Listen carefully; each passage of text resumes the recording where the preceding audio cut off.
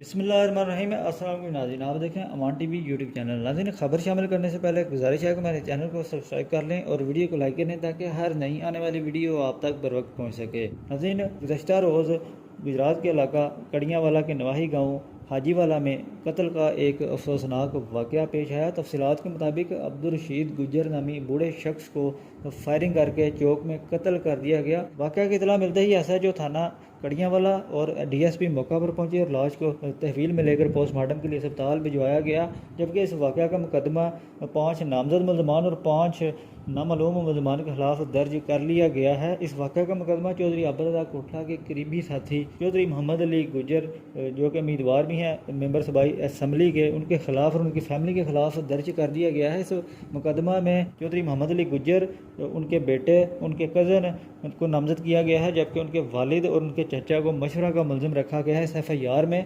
के मतन के मुताबिक मुलजमान स्याह रंग की गाड़ी में आए, जबकि चौधरी मोहम्मद अली गुज्जर ने पहला फायर किया एफआईआर के मुताबिक, जो कि अब्दुल रशीद गुज्जर को लगा, जबकि दूसरा फायर हसनैन गुज्जर ने किया। जबकि इसके बाद दीगर मुलजमान ने फायरिंग की, जिससे अब्दुल रशीद गुज्जर जो है मौका पर ही जांबाग हो गए और मुलजमान मौका से फरार हो गए। मीडिया के मुताबिक हाजीवाला गांव में चौधरी मोहम्मद अली गुज्जर की गिरफ्तारी के लिए ग्रैंड ऑपरेशन किया गया है, जबकि इसी दौरान जो है वो एक मुलजिम को भी गिरफ्तार किया गया है। मीडिया के मुताबिक ये थी नाज़रीन अब तक की अपडेट। अगली वीडियो तक के लिए दीजिए इजाज़त। अल्लाह हाफ़िज़।